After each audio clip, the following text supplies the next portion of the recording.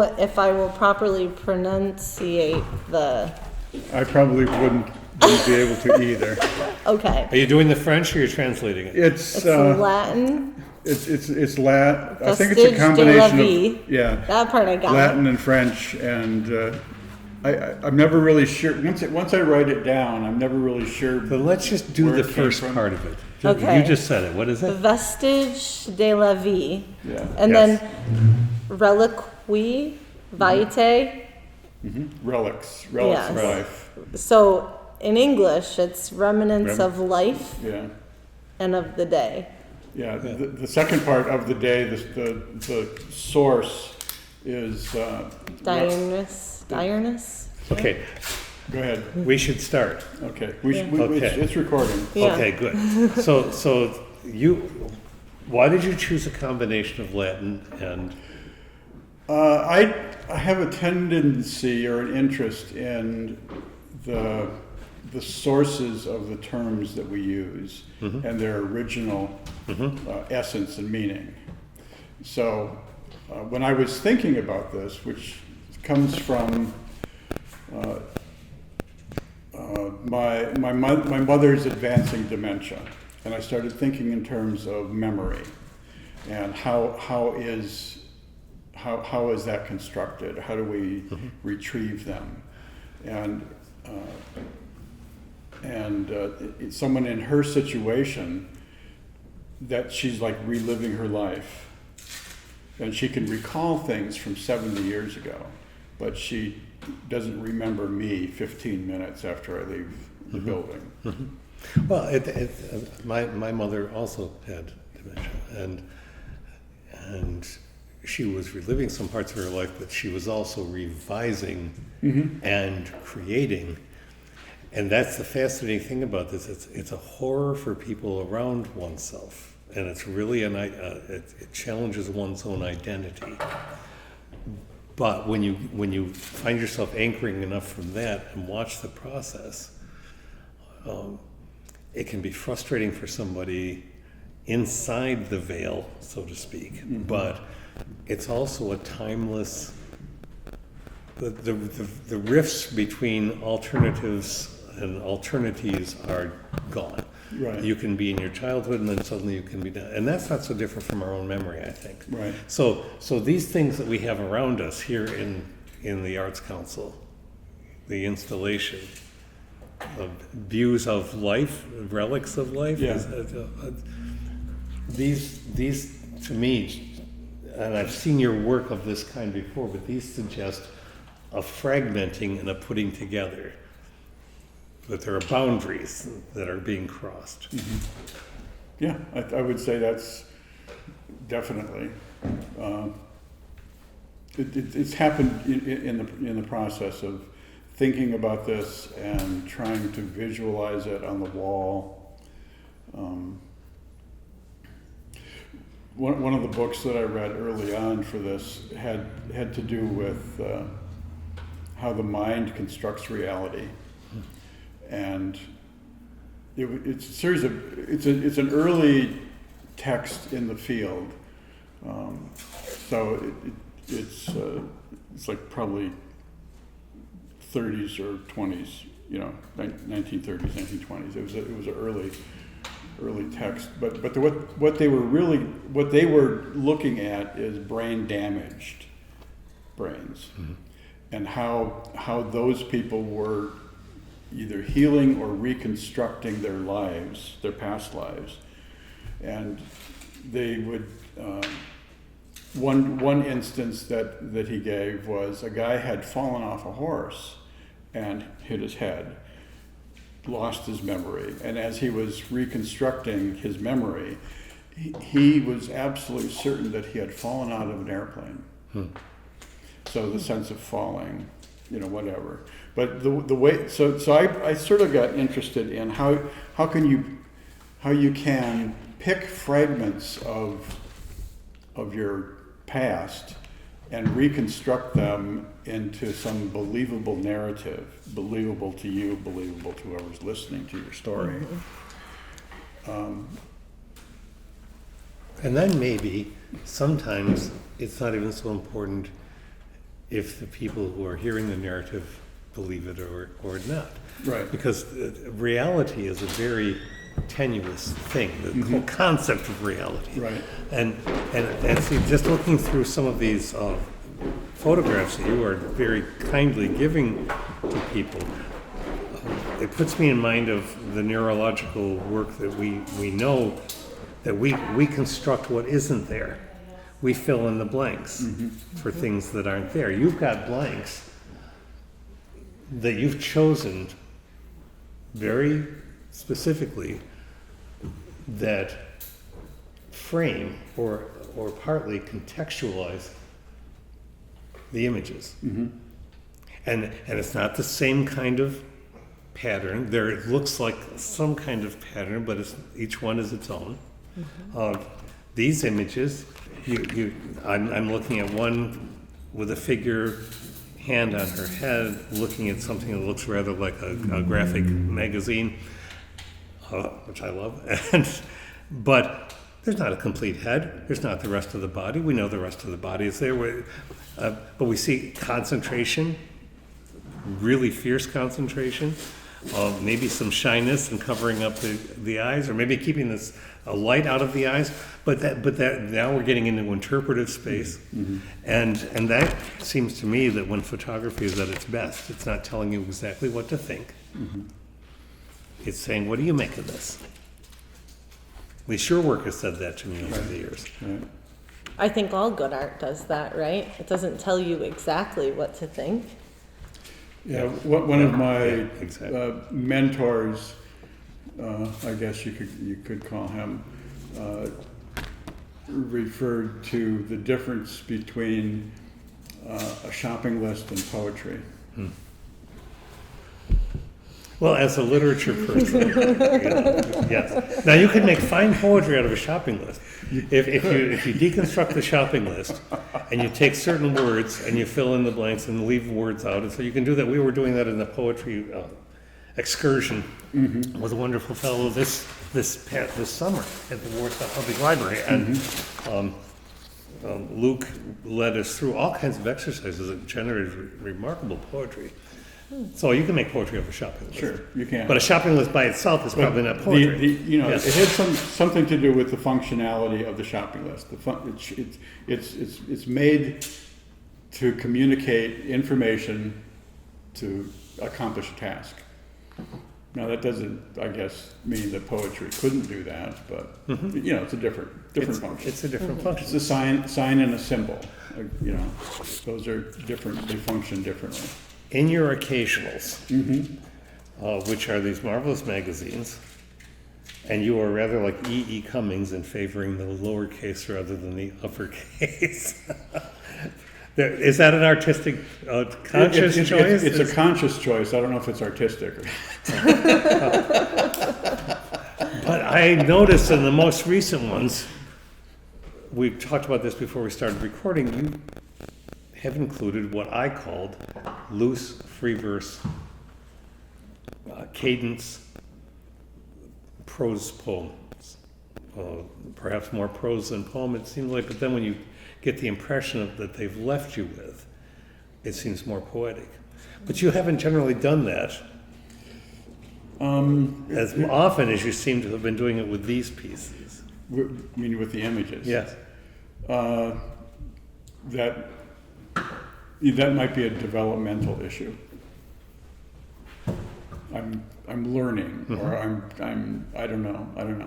I mean, text for me has always been an on and off kind of thing. I used to write a lot. I would keep daily journals. I would get up and sort of generate an agenda, and then at the end of the night before I went to bed, I would do a critique, whether and of that kind of thing. And I did a lot of that. And at one point, I had acquired a typewriter with like a large carriage. It was made for spreadsheets. Yeah. Really tiny text. Okay. Got it really cheap. And so I would then transcribe my handwritten, into this thing, double spaced, and then I would slice everything up into one lines, put them in a big shopping bag, pull them out one at a time, tape them together, and then rewrite a narrative based on those things. That's the poetic process. That's the creative process. But yeah, that's Yeah. So it's fragmented. I mean, one line, when I was in high school, I read an interview with Godard, and he said every story has a beginning, a middle, and an end, but not necessarily in that order. and that's true. And then we're back to the subject. One of the subjects of your work is not well, the dementia and considering your mother and all those things, but going back to your memories of landscapes, of what was there, or positing, speculating what might have been there. I think you said in one of the things that was like half-assed attempts at farming in the Depression, and that wasn't meant. That wasn't. It didn't sound disparaging to me. It sounded a reading of the desperation of the moment. But the landscape will out. The landscape will always come back and reshape whatever anybody puts there. Right. That was a reference to the logging companies that basically clear cut the land and then sold the land to the loggers who were left there after the logging was done and as farmland. And if you've ever, it's like pine trees, right? Cut them, there isn't a lot of topsoil. No, And it's generally not worth anything. no. So that's what, that was the environment that these people ended up putting their hopes in, let's put it that way. And When you go back to a landscape and you're thinking about it, and you're reflecting on it, because often you've used variants on this kind of phrase. I don't remember much about where we were driving or why, but I was interested in the motion. I was interested in the light painting that I could do with the camera as we were moving. Is that a through line for a lot of your art? Not so interested in how you got there, but what are you seeing in that moment? oh yeah, it's the process and not the product. Absolutely. I mean, I've always, it's about a process, and because that's where the interesting things happen. Now that this is up, this part of the process is over with, and I seldom show things twice. I mean, because like the next thing is somehow will be born out of the remnants of this. Yes. Yeah. So can I ask you something about Sure. some of these? Okay, so where we are sitting in the gallery with Krista and Bob, we have right behind you, there's a piece that is framed, but it's primarily black, with 3 images that are not mathematically placed, but that are on the margins, with all that space in between. And to me, that says all kinds of things about momentary visions and the strange melange of foggy stuff that's in between. It's like the dark matter of the universe that we can't see, but then we have these little moments of light. Okay. That's what it says to me. Okay. Want me to- I'm not asking you to explicate so much. You say there's one meaning to it, but I am Well, curious about what you were doing with it. Those are 5x7 negatives from a view camera. Okay, those 3, which are the only 5x7 images in here. That was from my first trip back to Minnesota after I moved to New York to take the teaching job in Rochester. Okay. The top one is the first view, after Sault Ste. Marie, the first view of Lake Superior. which to me represented like the other side of this lake is my home, Minnesota. Okay. And so I had to stop the car, get out, set the camera up, and these are like, the whole process is theatrical, right? Okay, set the camera up, make this image, and that's that. And then the other one is... To the right. Yeah, over on the right is some field in northern Minnesota near my grandparents' house. I don't remember where, but it's like this that's the Minnesota landscape up, that part of the state. I mean, it's not prairie, it's clear cut. Maybe it was hay at some point. Maybe it's just been whatever. Indistinct. Yeah, it's like you don't really know. But wide. And the third one is the back of my grandparents' house, where they moved to when they retired from. They were married and had raised 6 kids 5 miles from this place. Actually, my mother was born there. Okay, this is a photograph right adjacent to the black one. Yeah. Right in the center there was like a 12 by 15 by 20 foot log cabin that my grandparents raised 6 kids in. That has since rotted away and dissolved into the moss. Okay, I think I talked about that someplace in there. Good. But so this is like probably less than 5 miles away.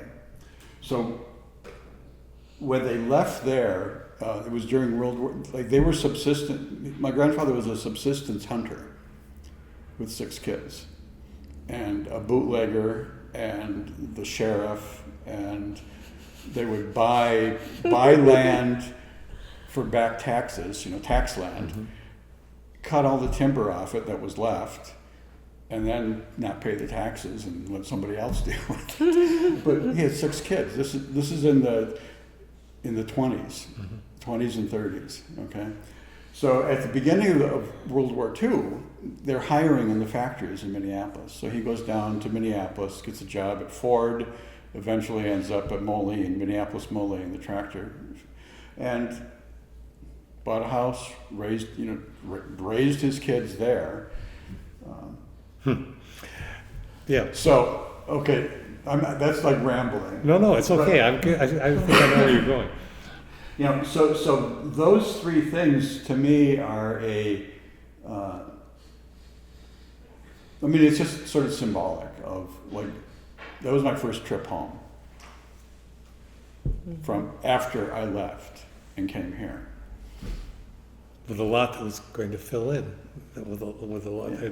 But it's interesting to me that it's certainly not a dominant theme. I don't think we have to identify those in order to talk well about art. But the back of a house often tells you more about the people who live there than the front. It's the place where everybody doesn't get to see the back of the house. The space that your memories might be in that went on back there. And then I see a number of images where you see the back of someone's head or the head obscured by hair or something. Well, visually that's much more interesting in some ways, but it's also mysterious. Yeah, and in this particular instance, it's somewhat.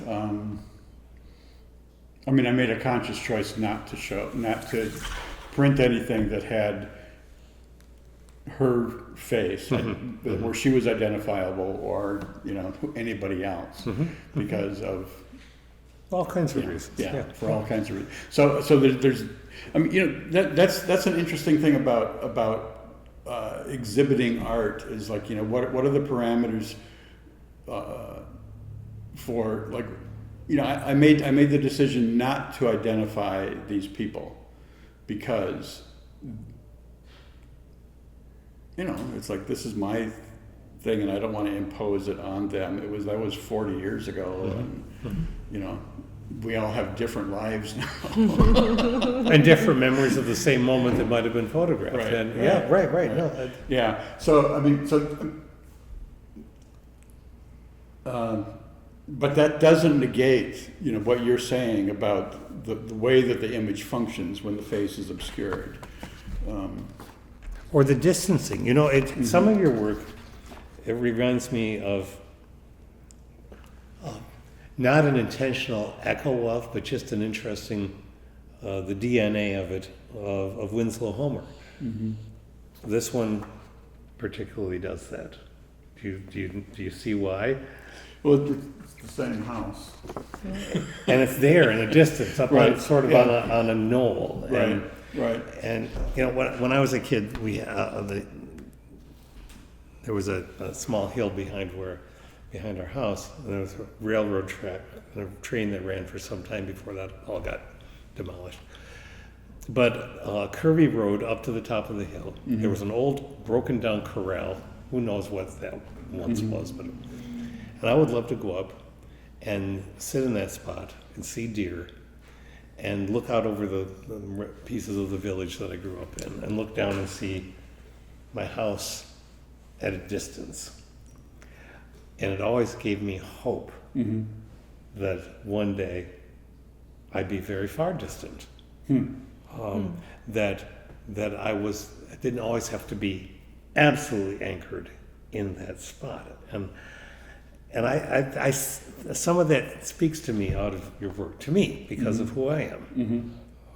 It's reader response theory, right? You read a piece of literature and you're going to see different things than other people. Right, do. There are common things to find because there are verifiable things, but you also have done something different this time that I've noticed before, which is a growth or change or stylistic development, which is in the large pieces. You have a name for that, by the way, the what you have done for these large wall size. Have you coined something for this? The panels? The photographic process that I'm using, or I just wonder, is there a term photographically in your profession or your art for the arrangement of all of these panels? They're not a diptych, they're not a triptych. No, it's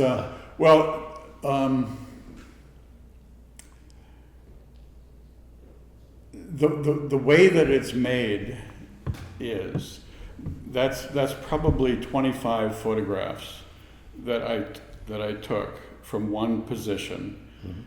With one, I focused the lens at a certain distance, and then I made these 25 pictures, and then I put them all on my computer and click the panorama function, and it finds where the images have overlaps and stitches them together. So that's why you see this jagged edge around the perimeter.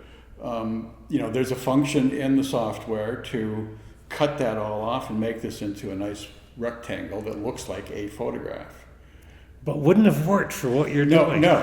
And in my mind, there's, you know, I mean, it's a lie anyway, right? Of course it is. So let's admit it, you know, that this is made up of multiple exposures, and this, you know, David Hockney's pictures. Okay? I mean, he does it with an Instamatic and lays them all out on the floor and then takes another picture of all of them together. And you know, so you have the borders and everything is there. The color mismatch, because he's got different rolls of film and different cameras even that he used to do that. So you know, it's a cleaner, more simplified version of what he was doing. I mean, what he was doing is infinitely more amazing in my mind. Let's say that, okay, accepted, that's how you see it, but you know, you're not copying Hockney, but that's what art does. I love looking with my art teacher, my old friend, art teacher, we every week we come under different names, fresh names, people she's encountered before, people both of us have never encountered before. And I think, what am I doing with that? How's it working in my head? What kind of things am I picking up consciously or unconsciously? And so we generate fresh things. But in the fiction that this is accepted, you said lie, I'll say fiction, in the creative process, which is not all that different from having an idea, whatever that is, and somehow articulating it, which is a step away from it by putting it into symbols, and then a third step away from it, which is then arranging it more. So yes, it's a fiction, but you have inserted fascinating. It stops you in the middle of looking at things and saying, "What is that hand?" I'm looking at one on the wall that is a rather a creek or a swampy area, and there's a tree. But where the trunk would be, there's a nice line of a partition or a seal on a wall of some kind. And there's a hand, a gloved hand, no less, as if touching the tree trunk. But it's touching something that may be wood that may have once somehow been made of a tree trunk. But it just, and then of course there's nothing connected to the arm. We fill that in however we want to, but it's a fascinating juxtaposition. Yeah, I almost changed that this morning. I made the That's why same you're laughing. I made the same observation yesterday, and he laughed also. So I'm used to Bob laughing at me. That's why. Yeah. Well, I feel better now about it. I see how it works, and that wasn't my intent, which is irrelevant, really. Yeah. And then I had to, when Krista mentioned it yesterday, I had to decide if it bothered me or not. So my initial reaction was, because I was going to rearrange this other section, was to move that someplace else and put one of the black pieces in there. Okay. And then as I was looking at how that would function in my head this morning when I was redoing this section, I decided it's okay. It's more, for me, it's more about the shock of the hand than the trunk, the tree trunk. Okay, it is the shock of the hand, because what it does is remind you that this is artificial. You're looking at something, but guess what? There's a hand behind it. You're looking at something, but there is a human being that is putting all this together. It says all kinds of things to me, but I'm glad it's there. Yeah, I mean, I what I was thinking as I was trying to reimagine this was, if I did put one of these black pieces in there, then it would just be like it would just sort of get lost, like the one that's up on top. If I would have put that in there, I mean, it's just so dark, and it wouldn't have functioned. And I like the way that the white edge of the landscape sort of fits right in with the white edge of the image with the glove. It's like it works. It works better than if I had put the black piece in. And indeed, with the construction of the gallery itself, with the white wainscoting, or the baseboard, and the conduit with the outlets, which defined that whole wall. Yes. Because I couldn't put two of the large pieces up there because the outlets. So artificial energy frames the creative energy. See, there's all kinds of things there, and somebody else will walk along and say, "You guys are just sitting there BSing your way through it," but you know what? You're not, because that's what art does. If art is worthy, it's worthy because it makes you keep thinking and feeling, and then thinking and feeling again, and then thinking and feeling yet again. So what I want you to talk about, and then I'll hush because we've gone way over what we're going to talk about. But we can go forever. If you want. But I'd like you to talk about the creative process. You just alluded to, but I think I'd like to hear you talk more about that, about actually putting in an installation. Because I do assemblages sometimes for a piece of art, and then I photograph it, and then I take them apart. And it seems to me that this is a kind of an assemblage process. So I'm curious how you feel about that, and how the collaborative works on that. Yeah, it's I was planning on doing another trip back to Minnesota this past spring. I didn't have the money. These large pieces of the outlet creek were really, for me, meant to be a practice. Someplace that was accessible, that I could go and I could work out this process of, building these compact, panoramic, computer stitched images.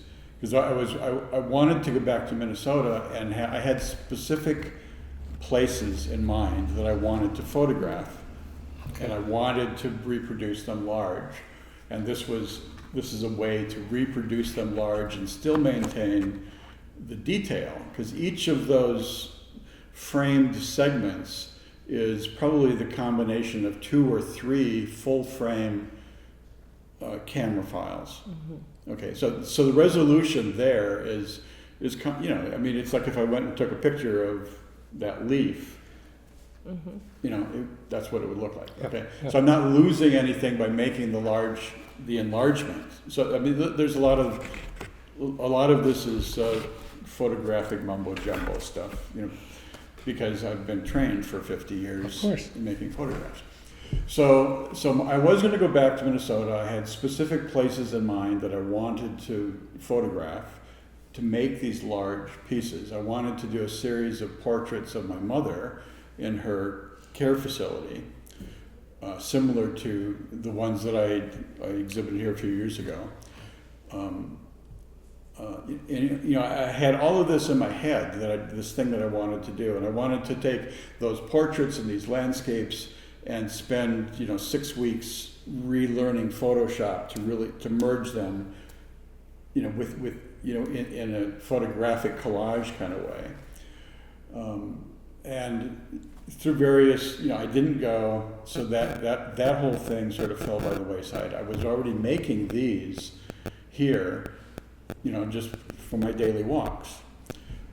And then I realized that, and I told Krista this yesterday, mm-hmm. that this place here, okay, this is a lumber mill, a logging operation. They drag logs in, they cut them up into boards, da da da da. But when I was 8 years old, this was my grandmother's sister's farm. Oh. And I spent summers up there. When I remember it was the summer of 1959, because the political conventions were happening and Nixon and Kennedy were nominated. And I listened to it on the radio, not knowing what the hell was going on. Yeah, I was 8 years old. Yeah. But one of my chores was, my aunt would look out with her binoculars. This is the county road down here. And if the flag was up on the mailbox, I had to walk down this road and go collect the mail. Okay, I'm 8 years old. It's about a half a mile to the county road, down this little dirt path. Okay? Like a little sailor on the boat here. It's like this adventure. Yeah. And it's like all this stuff. I was living in the city, but I spent summers on the farms, and because that's what you did in the 50s, right? Get the kids out, and the farm kids would come to the city. So every time I realized this past summer, as I'm making these pictures along the outlet, that's what I think about, is that daily walk to collect the mail whenever I'm out in the woods, whenever I'm walking. Down this path, whatever. It's like, so it's like, oh my God, that was fucking obvious. But it became obvious to you because you were arranging and thinking. Well, it's like, because one of the things that I had been sort of working on was the relationship between landscape and memories, and how perhaps maybe landscape holds memory, multi-generational memory. Okay, like they homesteaded this land in the 30s. Okay, that became a lumberyard. Well, Or yeah, lower that's a operation. whole interesting story. So I was there. They lived in a little log cabin, and it was built in the late 1800s. It was there when they moved in and homesteaded. It had been abandoned. Okay, they fixed it up. They lived in it until they died. Harold died in the late 60s and Hazel in like 1972 or 73 or something like that. The guy who runs the logging operation bought that property. He's my age. I probably went to the Sunday ice cream socials at the church with him that summer that I was there, okay?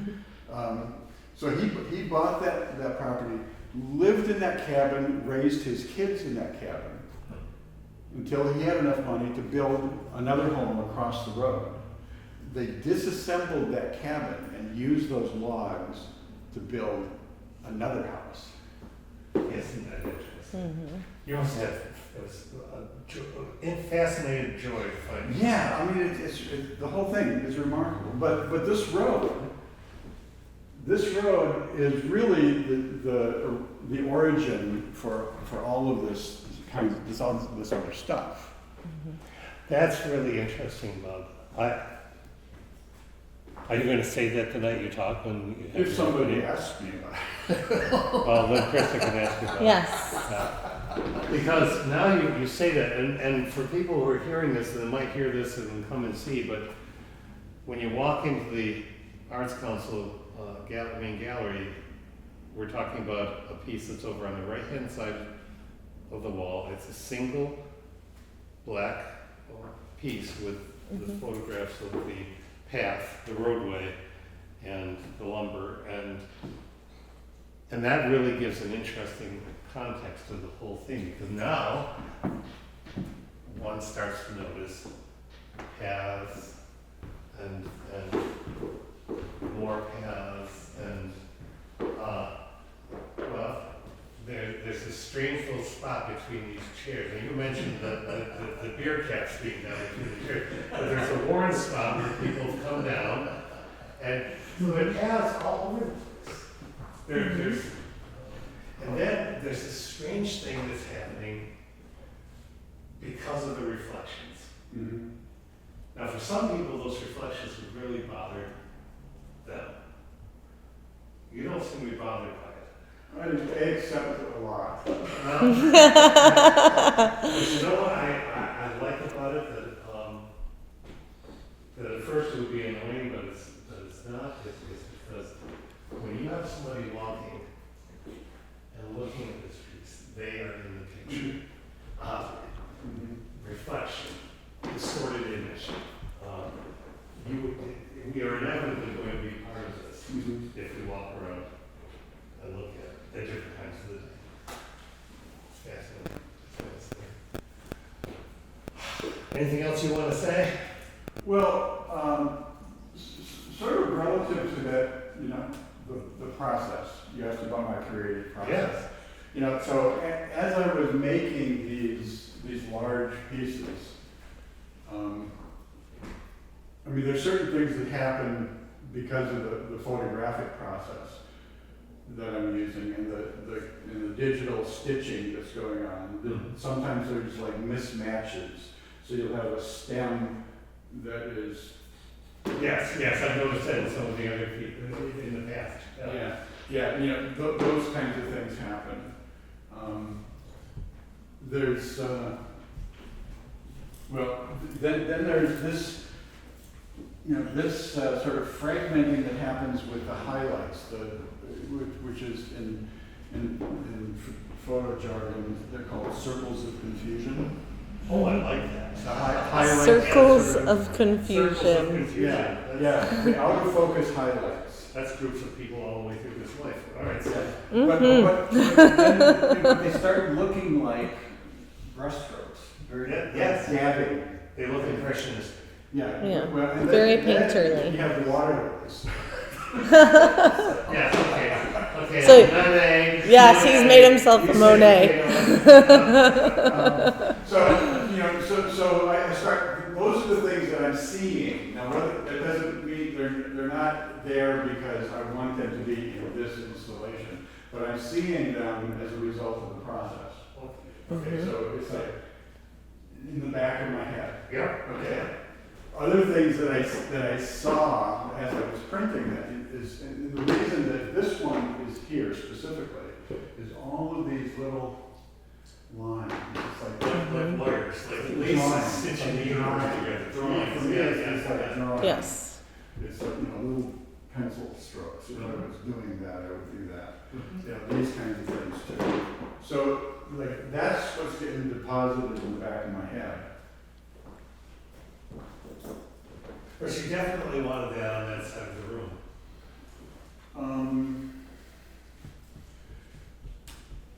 Yeah, I don't really recall how I decided what was going where. Because they're the same size, they're 16 panels. And then individual panels that are bridging them. Yeah, and that was, I made those decisions here in the space. I didn't, those weren't predetermined. The placement within the large color rooms was, I knew I wanted a black and white printed here, and I wanted one down there, and I wanted one up there, and over there. I had places where I wanted to insert them, but I didn't know which one I was going to insert. But am I accurate or not that this is from your old life? No, This is that was last summer. Okay, all right. That's a beaver lodge, Where? right there. No, I mean where from where? No, Minnesota. But that's what I mean by the older one. I should have said the landscape. Not the time. This is right. This is Yeah, New York. The larger part is now right, here, right. but that's there. Yeah, that's Minnesota. And you're pulling them together. We move from the outside to the inside. Mhm. Not absolutely, because that arm is there, and it's that button, but we move the outside to the inside.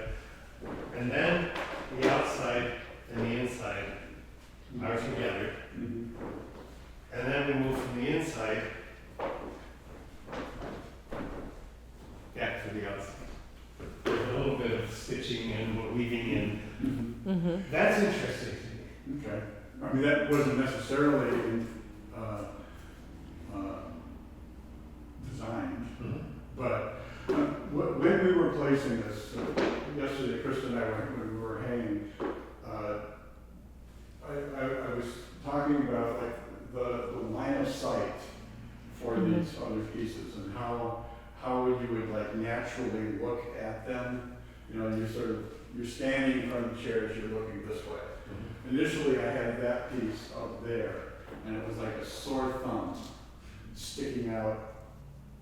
It's like it didn't work. It was loud, it was mismatched, and I decided I needed to go down.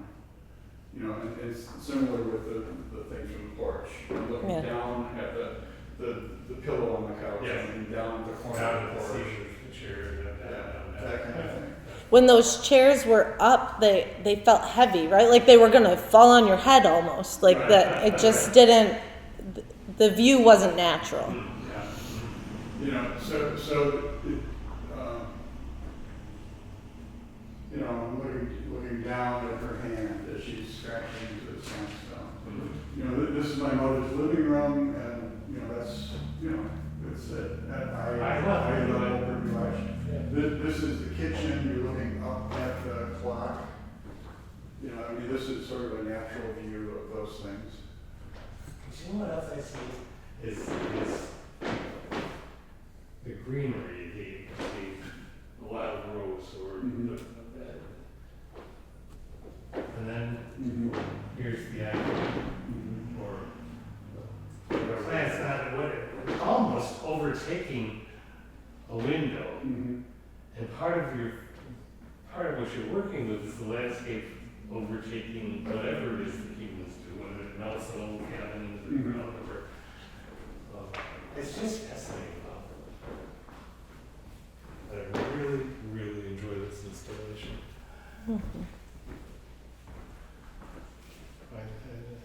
And then again, and then there's this VW. What is it with the VW, man? It's just, there it is. There it is. And then, more than on any of the other pieces, because of the stitching together, but because you've chosen to let it be that way, you've got the wider white space. This is the widest white space and the biggest of pumpkins, which invites to me an opening. It invites, okay, now fresh things to put in, darkness and light, and so there's a lot going on. Yeah, it's been fun. Well, thank you for the talk. Thank you very much. Thank you both. Well, I was